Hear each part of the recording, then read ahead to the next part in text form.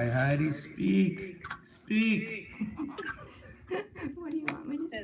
Just so they can hear you. Okay, so we're over here. You're live on YouTube also. What?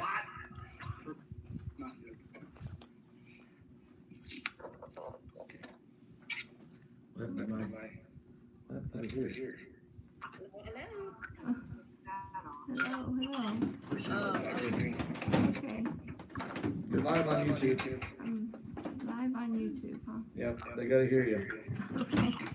They're gonna say, Live on speak up, Heidi, speak up. Because that iPad's not as loud a volume. Well, you're making a lot of noise over there, mister. No, don't worry. I'll get out of the way. Okay, we got one more minute. We're letting people get in here. So hello to the YouTube crowd. If you're over here on YouTube and you want to see all the presentation, I'm gonna have to mute you all over here because we're getting an echo. So okay, I've got everybody muted over here on Zoom. So welcome to you all that are just joined us on YouTube. And this is our introduction to Hebrew class, and we're just getting started. And so you're going to see me looking over here a lot because I have to let people into the class.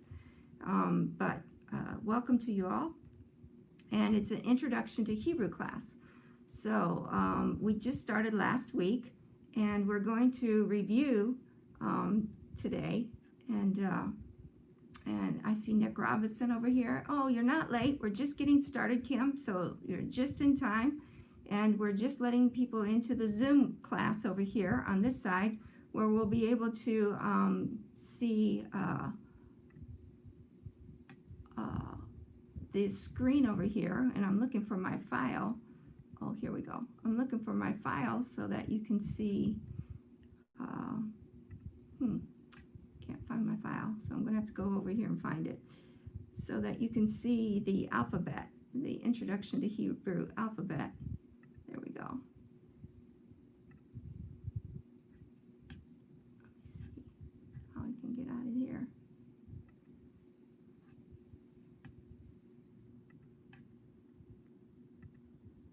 Okay, so hopefully you guys are seeing it. Let me see here.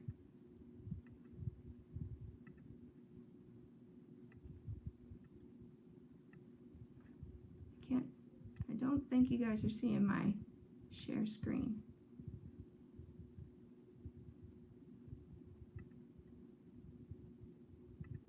You need to see my files.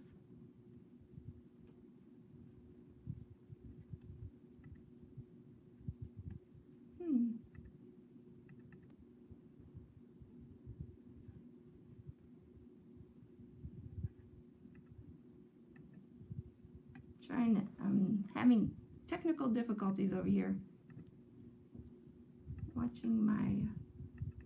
Getting them to see my share screen for some reason. Okay, Julia should not be sharing her screen, so if you wouldn't mind, Julia, not to share your screen.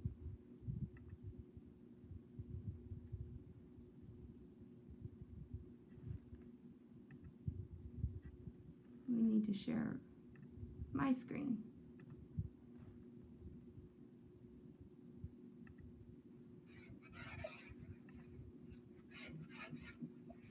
Okay, now, where did my file go is my problem. Oh, here we go.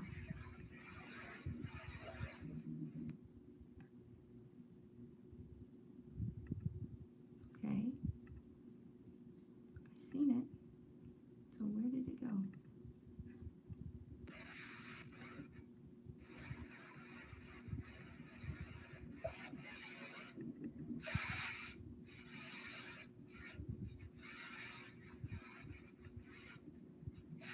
It says I'm screen sharing, but when I look on the view, I don't see that I'm screen sharing. Why is that? It said to click on it twice.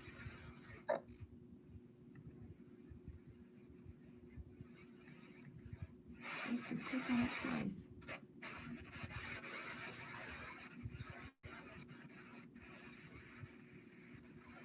It's right there.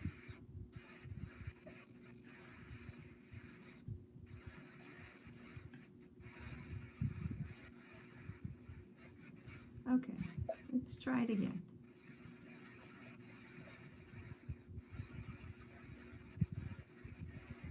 And why do we not see it? All you see is me.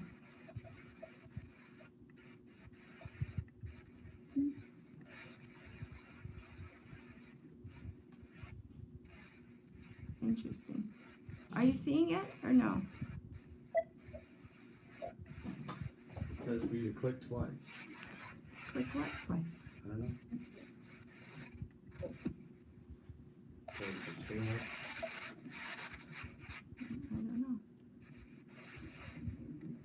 Do you see it? No. Well, I don't have a thing now. It's right here, but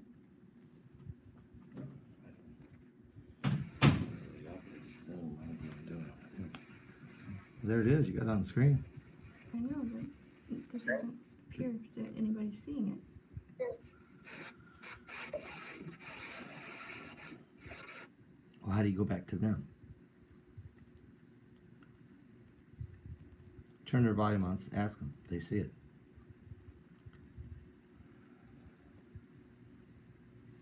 Ask them. It looks like you need to come to bring it down a little bit. Can you guys see it now? We can't see it now. We were seeing it, Mm. and it was a little bit too large, but we were seeing it. You double clicked on it, and then it worked. Oh. Can you see it now? No? No, No. we can't see it now. Now it's gone. Hmm. Yeah, you'll probably have to go back to share again and do just like you did before with the double click. And you may have to teach us from the small box so that we see your screen and your PowerPoints, but we see you little. There. You see it? Yes, ma'am. Yeah, then all you gotta do is just go back and forth. Whenever you want them to see you, you go back. So you see it? Yep. We can see it, and we can see you. Okay, good. So it's just me that thinks you can't see it. Okay. All right. So let me come down. We're going to do a review. All right, great. Oh, this is the first one though. All right. Well, you're doing a review. I know, but it's... Hi, everybody. Hello. How are you? So I wanted you to see this second one. I think you just need to click on the second one. It'll come on.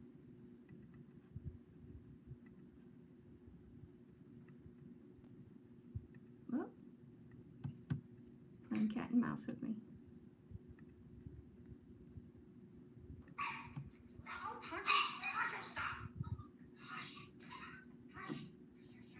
Okay.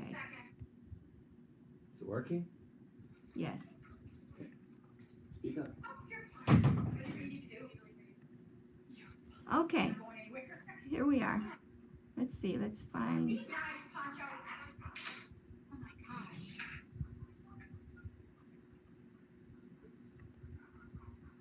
All right. Okay, I'm going to mute you guys again. All right. Okay, so sorry for the delay here. All right, so you're old-fashioned, give you a chalkboard. Okay, so we're going to do the Aleph review. We're going to start with Aleph. Remember that was the first alphabet, the first letter in the alphabet, right? Aleph Bes is how they say it in Hebrew. And welcome again to your Hebrew class, your introduction in Hebrew letters. It's just the introduction into the letters. So we'll start again with the Aleph. And I wanted to bring you some words this time so that we could go over them.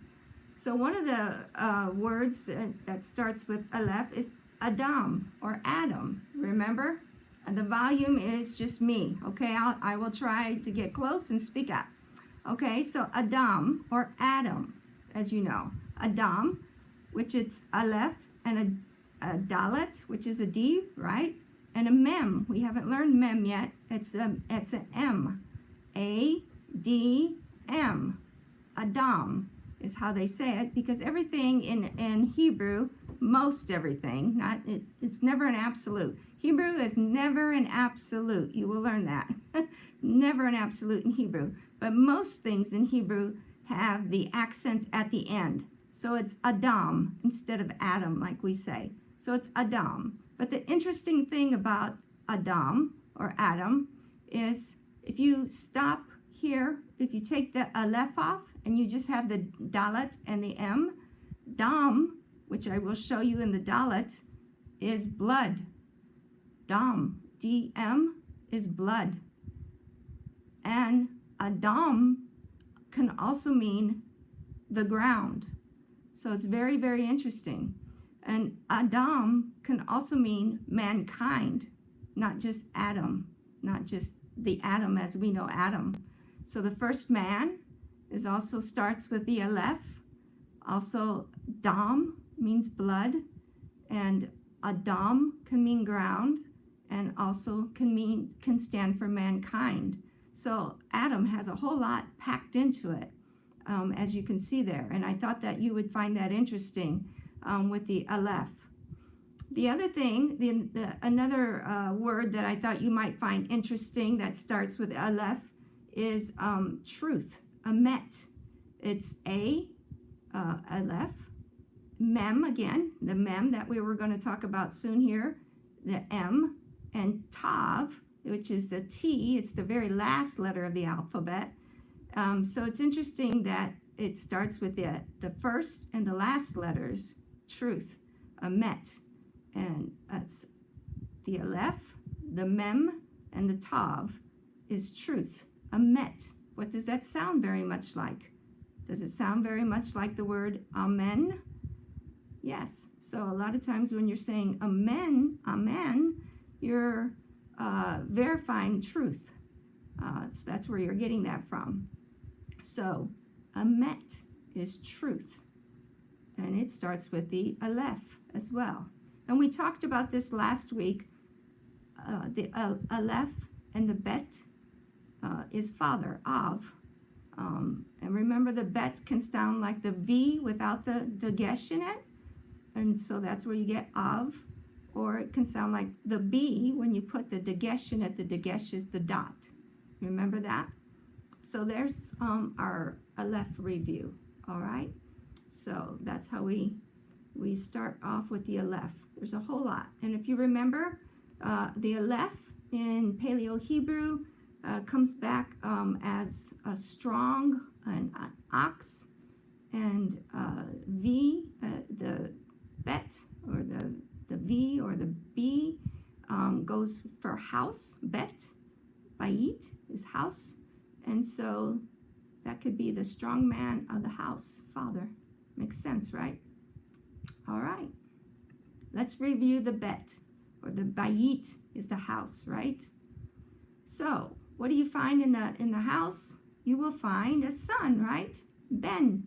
So you have Ben, B, and an N, nun. Now that would have a dagesh in it to get the B sound, and I couldn't put that in with my alphabet. So Ben is son. So you hear that people in their names, they a lot of times say they're Yosef Ben, so that would be Joseph's son. And then you hear Bat, B-A-B-T, that's the daughter of somebody. So Sarah Bat, that's Sarah's daughter. When the interesting thing is, if you have somebody who is sick, you would, when you put in a prayer request, you put it in for the daughter of. So like if you are asking prayer for say, I would be asking prayer, my mother's passed away now, but say my mother was still alive, I would be Heidi Bat Shirley. So you would ask it in the name of your mother when you put in a prayer request. That's how they do it. So it's very interesting. I found that really interesting when you put in a prayer request. You put it in the name of your mother. So Bat is daughter and Ben is son. And it would make sense that they would all start with a bet, because bait is house, right? So there you go. So that makes sense that would all be. The other thing that I wanted to add in here, and I didn't get a chance because I wanted to go back over it. If you remember, we talked about Bereshit is the beginning of Genesis. In the beginning, Bereshit, right? That's what starts the whole Genesis 1:1, Bereshit. It starts with a bet. And the next word is bara, created. God created, right? But it starts that way. Bereshit bara Elohim, right? God created the heavens and the earth. So bara, that also starts with a bet. All right? Gimel is the next alphabet. Gimel. It's the third alphabet. It actually means, gamal means camel. Gamal means camel. Do you remember that? So there's not very many words that start with a gimel, actually. It's not a real popular letter, but there are a few words. And gesher is bridge. It's a gimel, a sheen, and a resh. We haven't learned those letters yet, but it's a gimel, a sheen, and a resh. So that means bridge. And also a gimel, a sheen, and this is a mem, even though it looks different. It's called a mem sophit. It's at the end of a word. So you're going to learn today, there's a few words or a few letters that at the end of the word, they look different. They have two different ways of writing them, and it's called a sophit when you put it at the end of a word. So this is a m, it's a mem. It just looks different because it's at the end of the word. So it's a sophit. So it's a gimel, a sheen, and a mem, and it means rain. Geshem. So there you go. It's a gimel. That's a gimel review right there. All right. Now let's go to the dalet. The dalet is the fourth letter. D. It would be like our D, right? Dalet. And if you remember, dalet means door. All right. Dalet means door. Okay, it says you're waiting for the host. I'm sorry. Let me see. I need to let you in. Okay, I let a couple of you in over there. All right. Dalet means door. Okay. Dalet means the door. D for dalet, L for lamed, and T for tav. Remember, tav is at the end. But remember, I told you about Adam, meaning blood, the dalet, and the mem means blood, remember? So dam means blood. But there's another interesting word, and Pastor would like this one. He always goes after this God. It's a story that he likes to preach on called Dagon. Well, they get that because dalet and gimel, what we just talked about, if you put that together, dag means fish, and that's where they get that. Dagon is a fish god. It actually looks like a fish, and there's where you get it from. Dag means fish, and so when Pastor preaches on that god named Dagon, that's where they're getting it from. Dag means fish. So there you go. It doesn't say anybody else is waiting to be let into Zoom here. I got Lynn and I've got John that I just let into Zoom, and that's it. So I'm not sure if you're in the right room. Okay. All right. All right. So then I've got the Hey review here. All right. Hey. Now, if you go to Jerusalem, there is many signs that you'll see, and they're har. Now, the resh you kind of roll a little bit, but it's har, and so har is a mountain, and so many of the places there are called har this and har that, and sometimes they put a hey in the front of it And so it's har, that is the mountain. So when you put a hey in the front, it means the. So you'll see a lot of heys in front of a lot of words because hey is the when you put it in front of anything. So you'll actually see har, and that is the mountain. And so so there you go. So har is mountain, and that's an H, a hey, and a resh. We haven't got to resh yet, okay?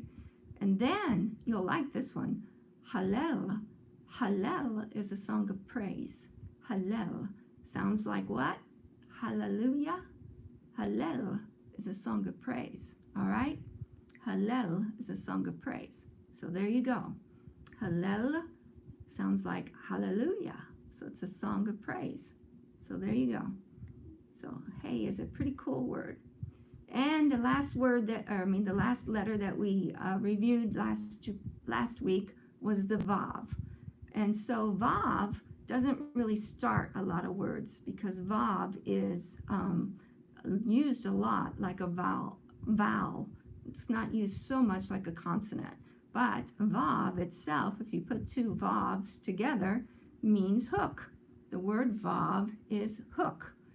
So you put two Vavs together and it means hook. The prefix now means and. So if you remember last week when we talked about Vav, we said that it meant and, which was really, really cool because we talked about the fact, let me get it brought up here. We talked about the fact of when you put it in the middle of Genesis 1:1, that it was right there. It was the 22nd letter of the beginning of Genesis 1:1. It was the 22nd letter, and it was the sixth word because Vav has the numerical value of 6. Do you remember that? And it connected heaven with earth because a lot of times Vav is a connector. Remember that? We talked about how it was right in the middle of the name David, and the door was on either side. Dalet is a door. Dalet is a door. Vav was in the middle. And David, you have Dalet, Vav, Dalet. And you have the 14 generations of David on this side, the 14 generations of David on this side. And here you have the hook of the Vav. So it's like doors on hinges, both sides. Remember that? How Vav is so cool like that? Well, here you got Vav right in the middle of Genesis 1:1, and it's the and it literally connects heaven, Hashemim, and earth, Haaretz. So you got Vav literally and heaven and earth, right in the beginning. God created heaven, the heavens, and the earth, right in there, connecting both of them, just like the hook that it says it is. It's totally it's very cool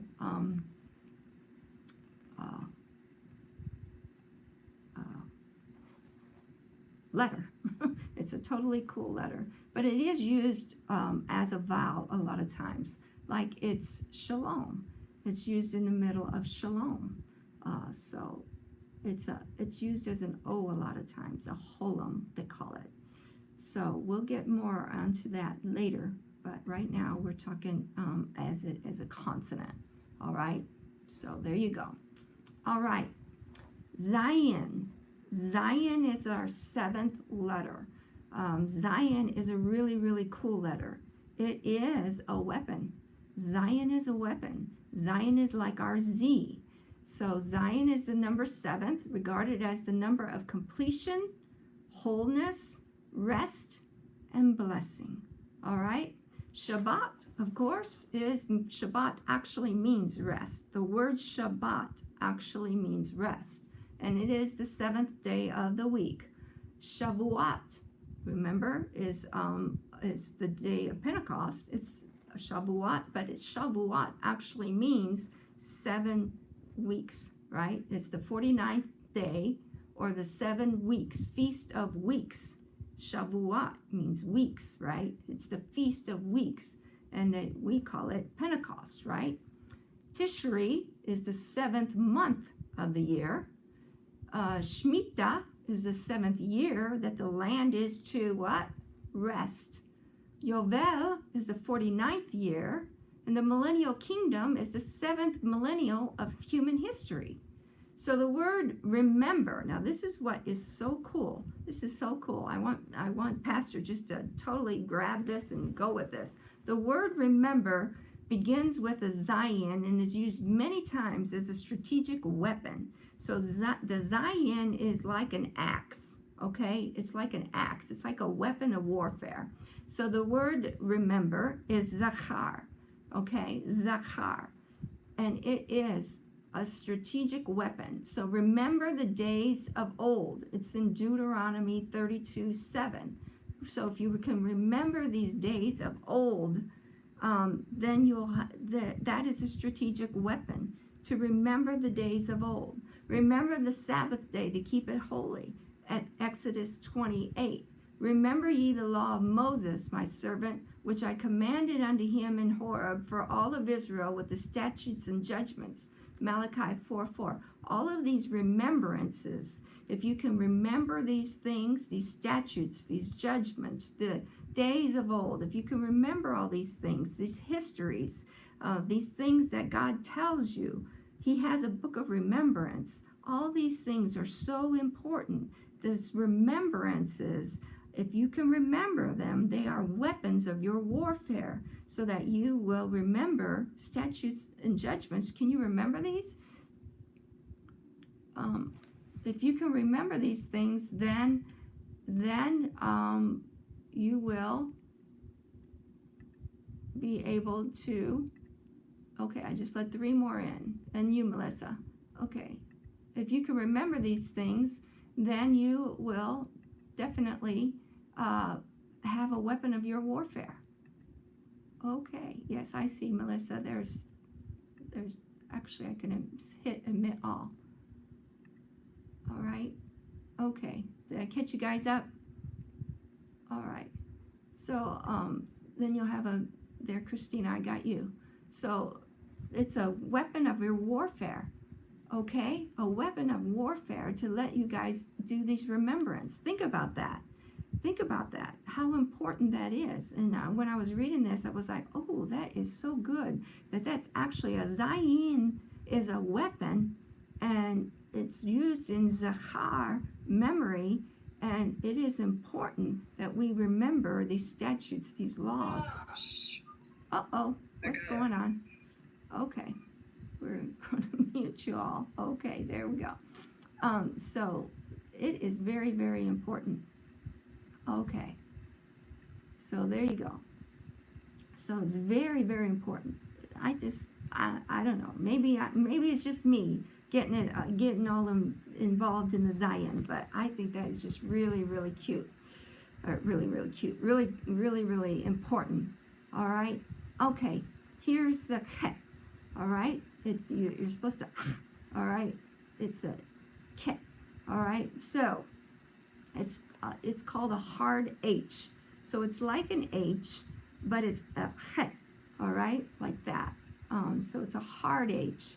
So when you see words like Hanukkah, Hanukkah is really like Hanukkah, okay? And when you see words like challah bread is like that too, okay? So they make it easier for Americans. They just go with the H and say, okay, it's Hanukkah, all right? So but really they're with the CH, with a het, and that's a hard H, and that takes some practice to get that going on. But it is depicted with a wall or a fence, and so it takes a little bit of thinking about this depiction to understand it, but when you start understanding it, it does make sense. So you really need to take a cool look at it. It also, now, if you remember the hay is open here, right? The hay is open over here, but the het is closed. So it looks a lot like a hay, but really it's not. it doesn't really follow the hay. So even though it looks and it sounds a lot like the hay, it's not so much associated with the hay. Okay, it's really made of the zayin and the vav. So think of the zayin and the vav. The zayin is an axe, the vav is a peg. All right, so both of those things are weaponry, and the het is a fence. So it has more to do with, like defense, right? So it's got more to do with those kind of letters. And remember, the hay was more of the breath. So even though they look a whole lot alike, it's really following more in the footsteps of the zayin and the vav. So think of it more like that, all right? The het is called a guttural. When you have a word like that comes like that from the back of the throat, they call those gutturals, all right? Meaning the sound comes from the back of your throat, and when it's transliterated, it's actually shown as a H with a dot underneath it. So I don't know if any of you will go on studying more Hebrew, but when you go to transliterate, that means that you will write it out in like English, how you pronounce it. Transliteration, it would be like, how do you pronounce it? And so then we put like dots underneath it in that. So if you go on, that will be very important to you. This is why you see the word Hanukkah with an H, but really that is really how you spell it, with Hanukkah. And what does Hanukkah mean, by the way? Hanukkah means dedication, and that's really the meaning of the word Hanukkah.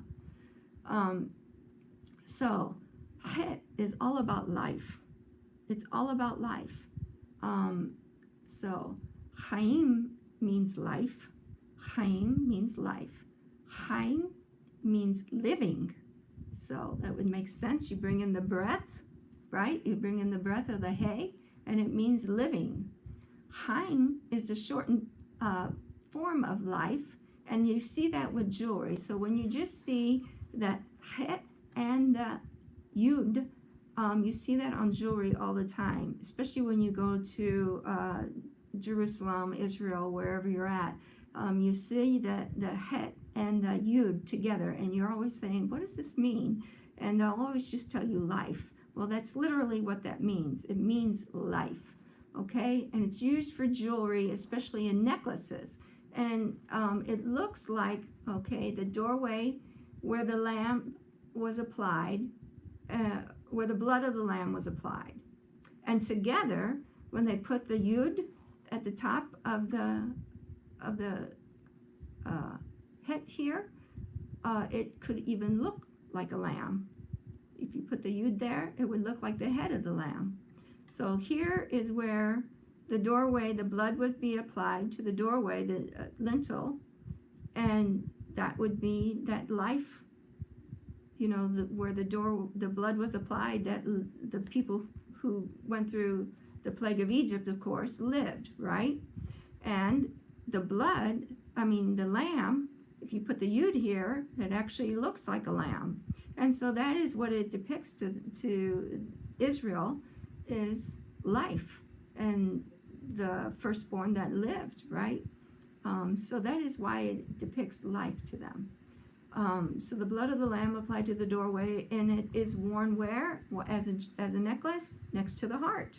So that is what it means. It is a numerical value of 8. It's the 8th number of the alphabet, or the aleph bes, as it is said in Hebrew. And 8 is the number of grace. Ken, that is Ken right there. Ken means grace, kindness, and it's new beginnings. So that's a het and a nun. Now that is a nun is an N for us, so that's Ken, and it means new beginnings or grace. Circumcision is on the 8th day of life, right? And 8 souls were saved on the ark. David was the 8th son of Jesse. So there you go. 8 is the first day of new beginnings. All right, there you go, Becky Marie. All right, so that is the het for us, okay? All right, let's go down. And after the het, we have a tet. All right, there you have a tet. Now, a tet is a very, very interesting letter. It's quite interesting. It's like a paradox. So a tet would be like a T, but we also have another T in the alphabet, which I talked to you about before earlier, and that's the tav, which is at the end. So they both sound like a T, and the tet is not seen as often as the tav, but this is the tet, and the tet, like I said, is going to be quite a paradox to you.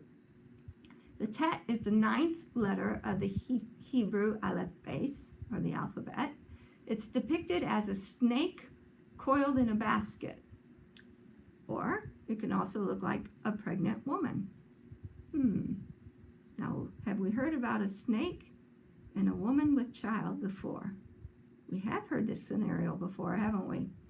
It's also a numerical 9. 9. Does a woman carry a baby for 9 months? Here we go with this paradox again. It's a paradoxal meaning. It can carry both good and evil. It may be hidden. The child is hidden within the mother's womb, right? The tet first appears in Genesis 1:4, and it's the perfect example of the paradox. It first talks about the light being good, but then it talks about the light being divided from the darkness. It's a total paradoxal letter. And God saw the light that it was good, and God divided the light from the darkness. Genesis 1:4. So there you go. Here's your light, that it was good. And then, and tav. So tav, right down here, tav. Remember, I'm thinking, tov. Let's see. Boka tov. They tell you that in the good morning. Boka tov. Tov, good morning. So tov means good. So right here it is.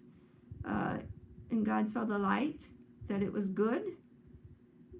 Is good. Ki, good. Tov. That's where the tet is. There's your tov. T, and there's your vav. And there's your bet. Your bet that sounds like a vet, right? A V. So, see, you know these letters now. You can do this, right? There's your tet. There's your vav, which sounds like an O. Remember, I told you it's usually actually a vowel. And there's your V, or your bet. Tov. Now you can make a word. How about that? All right, you can do that. Okay. So, this is your light, is or. So there you go. There's and. Remember, I told you your vav at the beginning is an and. And, or, Elohim, et. Elohim is God, right? Et. Ha-or, that's the light, right? Ki is good. Va, et, belek. Elohim, but see, and then it says the light from the darkness. So he takes it from the darkness, and here you go. Ha-hoshech, the darkness. So he divides the light from the darkness. So here's your paradox. So you take the light, and you divide it from the darkness. So God does this, right? There's Elohim again, darkness. And he takes the light, and he divides it. He sees that it's good, but then he takes the light, and he divides it from the darkness. Now, how do you take the light and divide it from the darkness? There's that question. How do you take light and divide it from the darkness? If we could ever figure that out, that's what the physicists have been trying to figure out forever and ever and ever, right? And it's the 9th letter of the alphabet. And it talks about snakes hiding in baskets and pregnant women hiding this child in her womb for 9 months, and carrying this baby, this precious baby, hidden within her womb, keeping it safe in the darkness, but it's a spark of life from conception. Think about this, people. This is a paradox that is just amazing. And you separate this light, this beautiful spark of light at conception that's hidden in that womb for 9 months in darkness. Think about this until all of a sudden this life is given when it gives birth. Oh, think about this. Think about this. All right. All right. We can go on for a while on this. Okay, let's move on. Let's move on to an even more paradoxical letter, the Yud. Okay, here we go, the Yud. All right. Well, we'll go from one paradox to the other. Here's the Yud. The Yud is just this little tiny jot or tittle, right? Remember that one? Mark 5:18. All right, here's the Yud. The Yud is just little teeny tiny speck, but the Yud is so powerful. The Yud is very, very powerful. The Yud is the 10th letter of the Aleph Bes. It's a numerical value of 10. It's the most commonly used letter. Most commonly used. It starts every letter. It can be used as a consonant or a vowel, and it's sometimes called the atom of the Hebrew Aleph Bes because it is said that all letters have to start with a Yud. All letters. The Yud is said to mark humility as it's the smallest of the letters, and it starts some of the most important names, such as Adonai. It's the sacred letter of God, the sacred name of God, right? The Tetragrammaton. And Israel, Yisrael, right? It starts Israel. Yaakov, Jacob, right? It starts that. The number 10 is used for order and governance, right? The 10 Commandments, of course. The 10 Commandments. 10 men are required for a Jewish quorum of corporate prayer. So that's why, it was Abraham, wasn't it? It said, just let me find 10 righteous men, right? The 10th part shall be holy unto the Lord in Leviticus 27:32. 10th part shall be holy unto the Lord. 10 days of awe in Tishri 1 to Yom Kippur, right? We talk about the 10 days of awe all the time. 10 plagues of Egypt. It's all about governance, right? What is a Yud? What is Yud? Yud is the 10th letter of the alphabet. Now, think about this. So, now the Samaritans. The Samaritans were the Jewish people who were so poor that when the Babylonians came to take them into captivity, they didn't even bother with them. They said, you guys are just worthless. And so they took the other Jewish people into captivity, but they didn't even bother with them. And so they just saw them as worthless.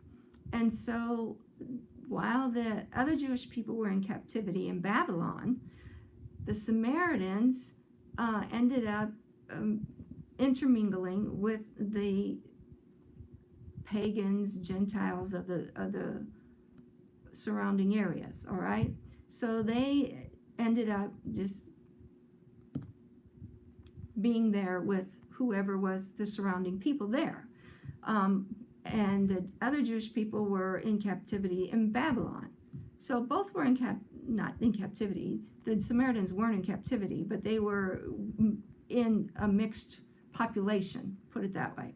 They were both in mixed populations.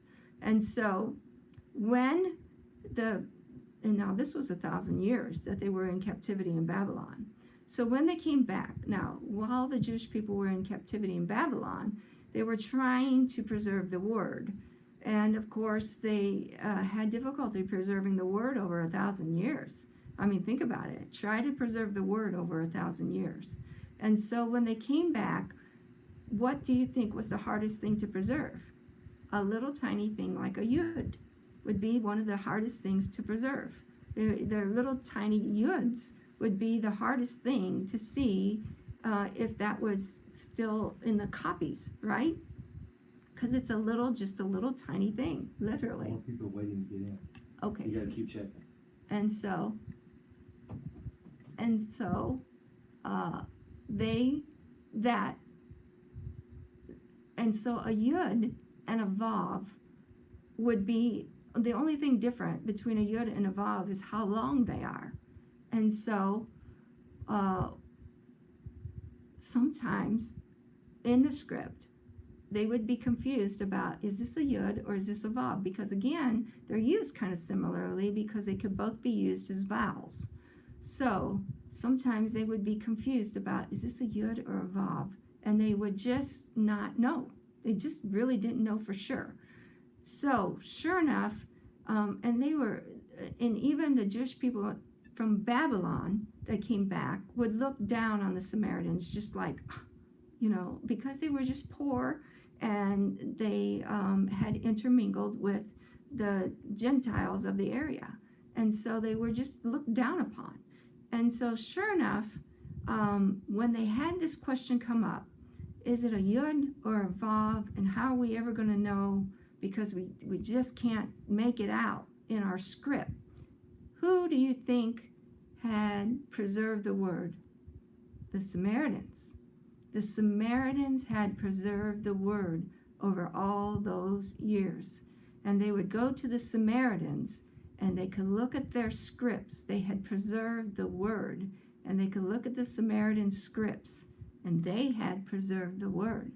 So the Samaritans had been looked down upon all this time because they were poor and because they had intermingled, even though the ones in Babylon had intermingled with, because they were amongst Gentiles as well, just in a different way, but they had preserved the word. The Samaritans had preserved the word. So come on, let's give credit where credit was due. And so there you go. They went to the Samaritan text and they could tell the difference there. The Samaritans had preserved the word after all those years. And they could tell the difference. Was it a yud or was it a vav? And there you go.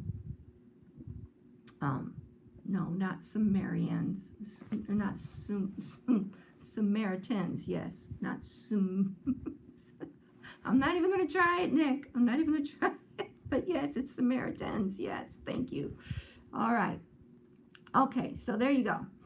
All right, so Jesus, when he referred to the yud in Matthew 5:18, when he talked about the fact that not even one yud would be passed over when the law would be fulfilled. Okay, this was due to the fact that the yud was so small and was difficult for the scribes to write. It was incorrect. The whole Torah scroll had to be thrown away because it couldn't have not one mistake. Not one mistake. It didn't matter if you're 3/4 over the way through the Torah and you make a mistake. The whole Torah scroll goes. So that's how important it was with these scribes to get this right. For verily I say unto you, till heaven and earth pass away, not one jot or one tittle shall in no wise pass from the law till all be fulfilled. Now, does it say that the law is going to be thrown out? No, it says the law is going to be fulfilled. Thank you. So does that say we rip out the law and throw it away? No, it says the law will be fulfilled. Thank you very much. All right. So the law is fulfilled. So one jot or one tittle shall no wise pass from the law till all be fulfilled. So Jesus said he didn't come to do away with it. He came to fulfill it. So if we don't know what every little yud is and what every little vav is, then how are we going to know if it was fulfilled or not, right? So there you go. A yud is there. The no vowels are the nekuds. So the nekuds is what the Masoretes put in. So the yuds were there. It's the nekuds that weren't there from the Masoretes. The Masoretes added those later. The yuds were there. So the yuds were there. It's the nekuds that weren't there. The nekuds, the Masoretes, the nekud dots that were added later, those were added by the Masoretes. The yuds and the vavs were there. Okay? That's what I'm talking about. The nekuds are the vowels that were added later by the Masoretes. So that is true. Those vowels were not there, and they were added by the Masoretes. So that's what you're talking about. All right, the next thing is the cough. The cough is interesting. The cough is written in two forms. One is the final form. This is what I was telling you about. You're going to see that at the end of the word, a cough is different when it's written at the end. So a final cough is a sophete. So here's the cough you saw earlier. It looks like a C, but it's cough. I guess you could say it sounds like a C. It sounds more like a K to me, but it's a cough, and then at the end it's a final cough. Now it's kind of interesting because at the end, and here's what this gentleman here is talking about, the vowels that are added later, they're called nakuts. They'll add an A at the end or an E at the end, and that's the only time you ever get it at the end. A vowel is with these coughs. Otherwise, there's never vowels at the end of a word, but you will get them with these coughs at the end. A cough is written in two forms. That's what I was just saying, of a word with a final sophete at the end. Cough is the 11th aleph bes. Now, all of a sudden, it's going to switch up on you. All along, we've been doing the numerical values in a row, right? It was like aleph is 1, bet is 2, gimel is 3, dalet is 4, right? They were all in a row, but now all of a sudden, it's going to switch up on you. Here's your 11th number, but it has a numeric value of 20. So all of a sudden it switches up on you with a numerical value, right? 11th number, but it's a value of 20 all of a sudden. And it depicts an open palm. Is there more people trying to get in? No, you guys are good, okay. It can be used as a prepositional prefix, meaning like or as. It depicts a palm or a spoon, okay? And it can kind of mean like giving, like if you have an open palm or spoon, right? It also relates to crown or royalty because it means generally, they use it for the word keter, which is crown. Behold, but the really cool thing, the really cool thing I love about it is palm, the word palm. Behold, I have graven thee on the palms of my hand. Isaiah 49:16. I just love that that verse, and here it is right in it. So hen is behold, and al is on, and kafim. Oops, what did I do? Oh, I just hit the. Oh, let's see. Can I get back? Can I get back to that?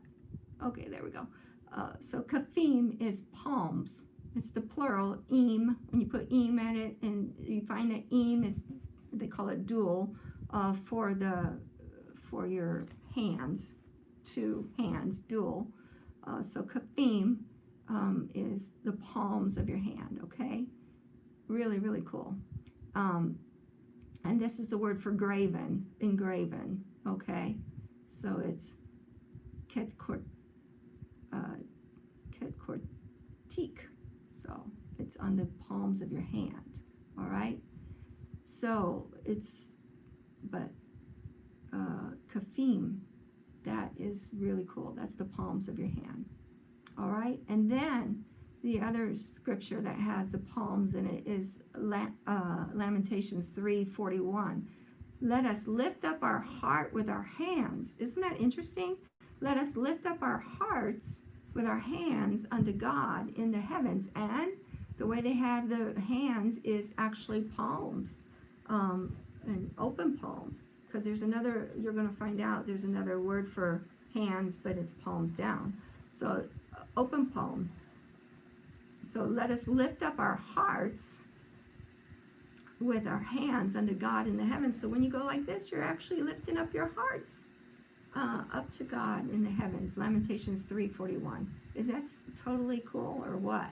So there you go. Let us lift up our hearts with our hands unto God in the heavens. beautiful. Just beautiful. Yes. Jesus is King. Awesome. Totally cool. So let's do, coming up on 8 o'clock, so let's just do one more here with Lamed. So Lamed is really cool. It's the 12th letter of the Aleph as well. Again, we're going to move the numbers on you in the tenths now.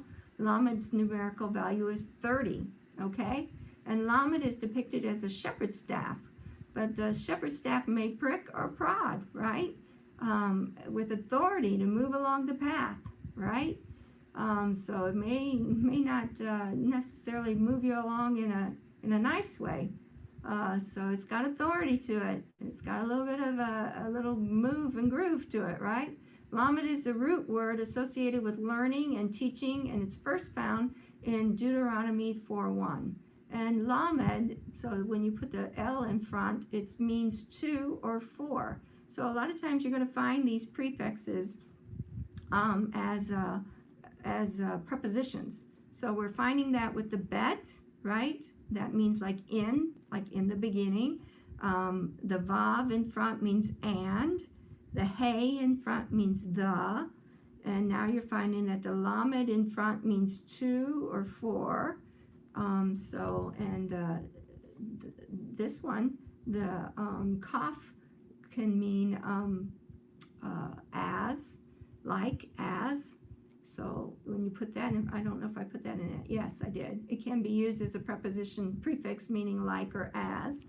So there's a lot of these that can be used as prepositional prefixes. So there's your words in front just used by a letter. So here I'm going to go ahead and open it up for questions now. So I'm just going to unmute you guys. Let's see.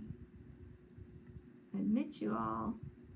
And I guess you guys can unmute yourselves, right?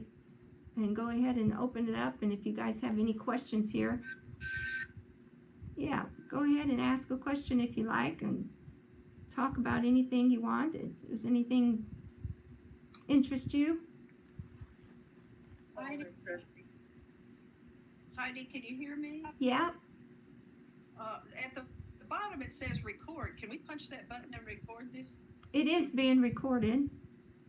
And so can we watch it on Zoom again after this? I believe so. Now I've recorded it, so I believe I could send it out to you guys then. That would be nice. Mm-hmm. Yeah, but then we could listen and, learn it more slowly, I guess. Yes, and so then I sent you all the Google links, so you should have the PowerPoints. Yes, Yeah. ma'am. Thank you. We got that. Okay. Thank you. And I'm also working on the actual PDF. I have a question on the, Go ahead. on the 4960. 40, Is that what's that at? Is that lamentation? 40, On the COP one? 49:16 is Isaiah. Yeah, the 4960. It's, Isaiah. I- Okay, thank you. Yeah, it's Isaiah 49:16. Okay. This is very interesting. I'm studying Hebrew on my own, and I'm doing Duolingo, and I'm still learning, with that. Right. Because I want to learn biblical and both of them, but I understand a lot of it now. They kind of sound different sometimes and stuff like that, but Yes. pretty similar. Yes. It's very interesting. I love Hebrew. Yes. I like your Period. class too. It's very interesting. It is very interesting. Always something new you can learn. I know it. And do you know in Psalms 19, all of the alphabet is listed on the chapters? Yes. I didn't know that, and I read through the Bible, but I didn't know it because I wasn't studying Hebrew then, and I Right. didn't even pay attention to it. Right. Yep. Yep. I plan to give that at the So end. that was cool. Yes, I know. It's like, wow, you have no clue until you see that at the end. Yes, It makes everything mean so much more. yes. That's what the people, You know, when you Jewish study people. the Bible, if you study Hebrew. Heidi, I have a question. So on my I got a book I want to show you. Let me go get it.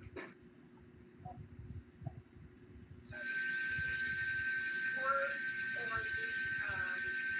the work that you've done is very small on my screen when I'm looking at it. How do I? Lord, Do you see that? I think on the view you can blow it up. I can do what? Can't Melissa's our Backwards, isn't it? kind of guru, but I think on the view you can blow it up. Like on your screen view, I think you can blow it up. I have. Oh, up in the corner there. Yeah. Yeah. I'll just tell you the name. It's called A Hebrew Word for the Day. It's by Dr. J.D. Watson, and it starts each the year. So I started, because this is July now. I started in June. I started in the middle, and I'm going to go through it. And when it gets January, I'll start that. But it is so interesting. It tells a lot about the different things. It has a word for, like, it'll have good, and it'll explain what good is in the Bible, and then you do a Bible study with it. It's really interesting. I thought you might be interested in it. Oh, cool. I got Would it. you say the name of it one more time? I got it at the Bible bookstore. What? Can you say the name of it one more time? You kind of broke up. Okay. Hebrew Word for the Day. Can you understand me? Yeah. A Hebrew Word for the Day by Dr. J.D. Watson. I'm using it to study the Bible as I'm doing Hebrew, and it's really helpful. So I thought you guys might be interested in it. I got it at a Bible bookstore. Heidi, I have a question. Uh-huh.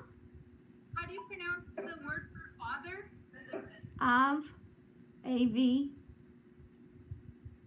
What about daddy, father? Daddy, father. Like Abba? Abba's father. Is it Abba?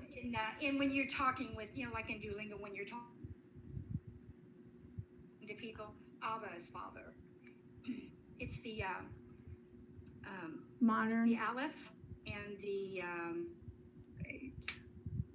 8, and then the Aleph is what it is. And that's what I learned. Ava. I've got 2 to learn. Heidi, can you hear me? Uh-huh. May I ask you a question? Uh-huh. I'm just curious. You seem like a rock star when it comes to Hebrew. How long did it take you to really get a good command of the language? Well, I really don't know that I have a good command of the language. So I wouldn't say that yet, but I feel much more confident in it now, but I've been taking it now for 3 years, so Okay. yeah. So we're working on it still. It's a constant work in progress, And in 3 more weeks, I take my 3rd final. So you guys can be praying for me. You take your what? my 3rd year final. So. Oh, wow. Well, Yeah. we definitely will pray for you. Yes. I can use it. And actually when you teach, We pray for you it every helps. day anyway. Yeah. When you teach, it helps you, ingrain things in your brain. So it's actually teaching helps, Heidi, Yes. did you say that these Google links is where we can go and find the alphabets to be able to copy them? Is that where we can go? Or? It's the PowerPoints. These The PowerPoints that I'm showing you, that's what's Okay. on the Google links. Okay. Mm-hmm. All right. We can print them off. Yes. Yeah, that's what I want to do. I want to make a book. Yes. I have a question. Uh-huh. Like she has there with Julia. This is how I learned. I started writing them out. I don't know if you can see that. That's the top. But there's also a song if somebody's like, my question is, are you gonna have like a class like after you've gone through all the letters? Mm-hmm. Is there something to forward that you're going to be doing in the near future? Yes. Past what you're doing now? Yes. Yes. We're working on it. Pastor and I are working on what to do next. Yes. Cool. And there's also, if somebody's really interested, like in doing, like learning for real, like there's a song on YouTube. You can look up Alphabet, Mm-hmm. and there's like a Israeli person that sings the song. Yes, I've heard it. Yes. Alphabet, Gimel Dalet Hey, and I just love that. That helped me learn Yeah. songs.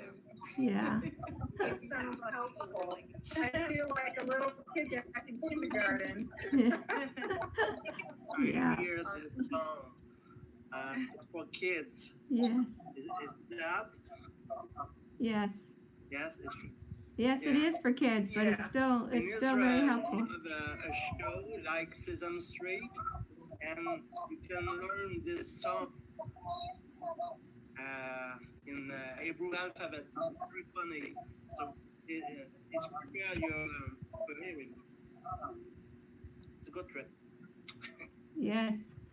Yes, actually, I think my best teachers were ones that I had one teacher that taught like little children, and that I have my teacher that's teaching me now from my 3rd year. She also teaches like 4th graders, and I think those teachers are some of the better teachers because they don't assume you know everything, you know. So. Those that don't know everything are the better teachers. Yeah, they do really good. Well, I was seeing here, Heidi, on the to view everything so I could see the work that you've done on the presentations. At the very, very top, there is a view option with a drop-in bar, and you can magnify your presentation, all of the work you've done, like up to 200. You can make it really big where you can see it. Mm-hmm. And it's at the very, very top, just for anybody struggling to see it like I was earlier. Yeah, it looks like I can mess with it. Zoom ratio. Yeah. And that's why you can get it, you know, you can print it out yourself and have it for yourself. But yeah, we can do it, looks like. There's probably a lot of things we can do with Zoom. It's just, you gotta learn. Mm-hmm. Mm-hmm. We started doing it at church, so at least I knew how to get on anyway. Yeah. We went back to church though last Sunday. Oh, good. Good. They did an interesting thing.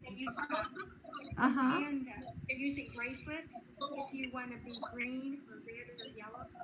And you know, if you didn't want to be close, and if you wanted to be green, you know, you want to be close and touch and everything. I mean, I thought that was pretty interesting. So, Heidi, this is Leslie. This is Uh-huh. a Hebrew word pictures book. Oh, wow. okay. And it's how does the Hebrew alphabet reveal prophetic. Where'd you get that book? Mm-hmm. Dr. Frank T. Seekins, and you get also a DVD or is it a CD? Hebrew word pictures. It's a And who's it by? with it. Who's the author? Dr. Frank T. Seekins. Now, I haven't been through it yet because when you said you're going to do this, I thought that'll make it easier. Uh-huh. Yeah. I've been doing Duolingo. Duolingo is really good because it's a repetition thing. Mm-hmm. Yeah. They just keep asking, you go over and over, you learn they are, you are, all that stuff. And that's really helped me on all this. I know so much, more Yeah. about it. Yeah. It's just a little different when it's new.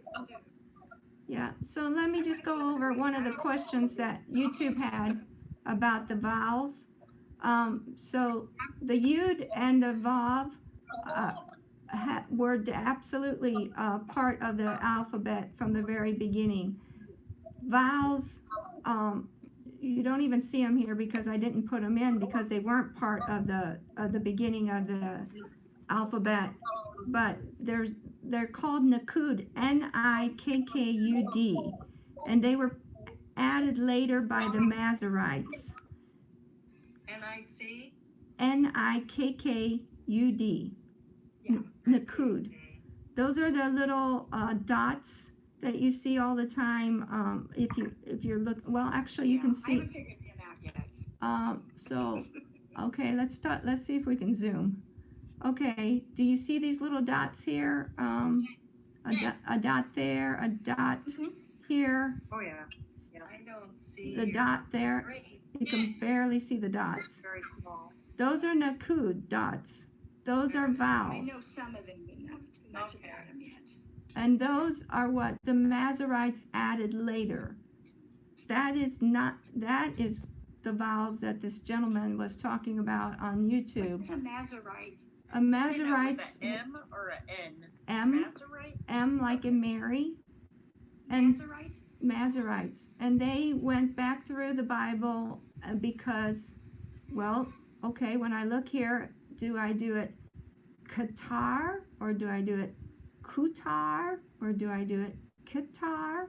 And so they went back through and decided that's why they added those vowels, so that we could decide, because until then, that's why you have reams and reams of rabbinical writing deciding, is that a Kutar or a Kitar, or, because that's a different word. It's like cat or cut or, cup, okay? So until then, all you had was rabbinical writings deciding for you which way did it go. Was that a cut or was that a cat? See? You see the problem? What is a Masorite? So Masoretes were like priests, Sephers. That's what I figured. Yeah, and they went through and they decided what the vowels should be. And so they did the best that they could, and of course a lot of people still don't, they still want to argue today about the Masoretes, but they did the best that they could at the time. It was like a council that they got together and they put together the vowel pointing, which they call Nikud, Nikkud, and so that's what was not there and has been added. So that's true. That was never there, and that was added by the Masoretes. But the Yud and the Vavs were there. So. Do you know when in history they were added? I would have to look it up. Okay. Yeah, I've heard, but I don't remember. So. Probably a long, long time ago. Yeah. Have you? Yeah, I want to say around the Maccabean time, but YouTube, I think it was YouTube. And it was about the history of the Bible and stuff, and about how it was written and stuff. And learned that the Catholics, they had their part in it too, and kind of changed things. And I thought that was kind of that was okay. The Masoretes were way before the Catholics. Oh yeah, it was way before that. Yeah, but that there's everybody's had their hand in it. Show. I think it's on YouTube if you want to watch it. Yeah, and there's been a lot of changes. The 1600, what was it? The 1611 Bible? And that's what my daughter-in-law, she goes, well, the Bible's been stepped on and there's been this and that, and she believe in God and she doesn't believe in anything. And I can't, I just have to pray for her. Right. Because she will not listen. It's sad. It's very sad. But there has been a lot of changes. But she's got some bad history, with Jehovah's Witness came into their family and they totally got divorced. And, she's got a lot of hurt feelings about things. Yeah. So, yeah. That's where you just need the Holy Spirit just to whisper the right But words at the it's right funny, people time. don't believe in God, but then they say, the GD and they do all this and Mm-hmm. they believe in God, but they sure cuss about it. Yeah. That's better. I can see the whole screen now. There you go. I Oh. think it had nothing to do with the, like the wise men. But, what were the wise men that came to Jesus? They were called something. Pastor Paul talked about it before. It wasn't Nazarite. No, it wasn't the Magi, you mean? No. The Magi was before he was born. Yeah, I don't know. But okay. Well, we're going to wrap it up here, but thank you all for coming again. And Heidi. yeah, we have what? Thank you so much. Heidi. Yeah, we'll have Thank you, Heidi. Thank you. We'll have 4 more weeks take you out through July. And yes, we're definitely looking at, I actually have a whole bunch of curriculum from Hebrew University that will take us through a lot of the Hebrew learning of the Tanakh, actually. So that, I think that's what we're probably going to look at after this, because we don't want to let down on our Hebrew for sure. So, all right. All right, thank you so much. God bless. Thank you, Heidi. Shalom, shalom. Bye, everybody. Bye. Bye, guys. Bye. Bye. Bye. Bye, Pastor Paul. I can figure out how to turn it off. Where's that button? Bye. What? I don't know how to get out. Are you serious? Are you serious? I can't get out. Waiting for you all. Okay. Yeah.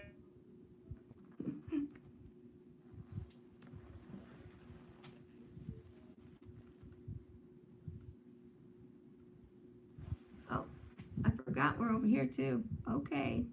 See you guys.